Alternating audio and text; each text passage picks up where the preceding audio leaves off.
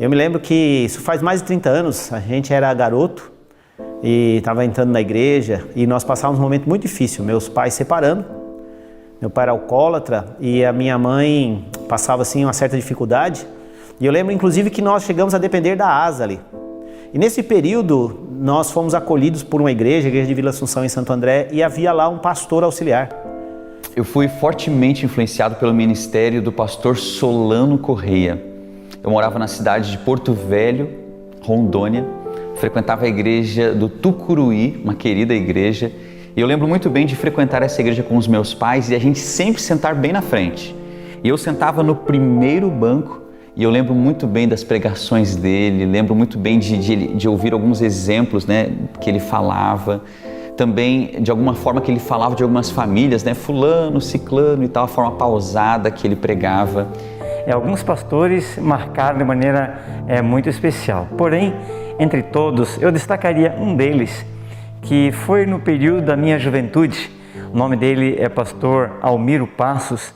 Eu e minha mãe fomos os primeiros batismos da cidade. A igreja acontecia na nossa casa. A igreja se abrigou lá por algum tempo. E vários pastores naquele tempo me inspiraram.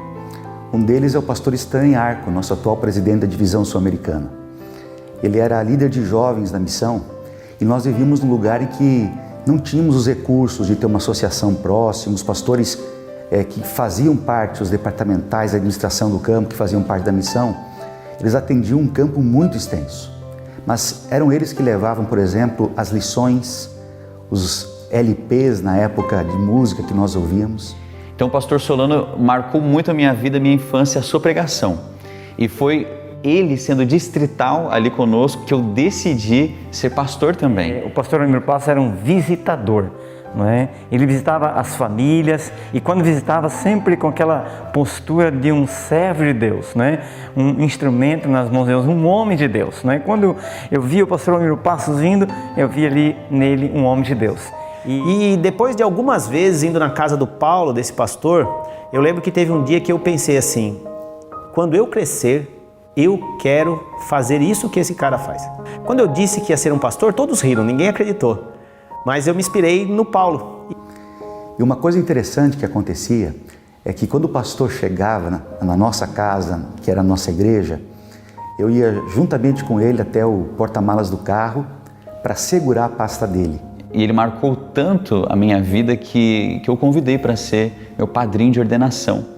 E o pastor Solano realmente me ajudou muito, porque eu lembro dele como sendo um pastor que amava as pessoas, estava próximo das pessoas.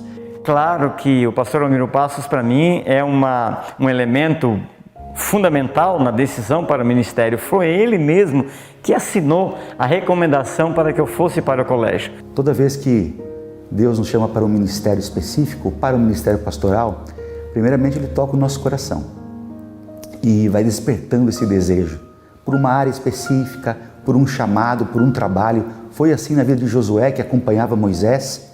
Josué carregava a pasta de Moisés. É mais ou menos isso que acontecia comigo. Eu sempre estava ao lado do pastor, ajudando, procurando trabalhar com ele. E Deus me deu o privilégio de estar multiplicando aquilo que o Paulo fez na minha vida, na vida de outras pessoas. Então agradeço muito, espero um dia descobrir esse pastor que ajudou tanto a minha família e influenciou tanto a vida nossa ali na região de São Paulo.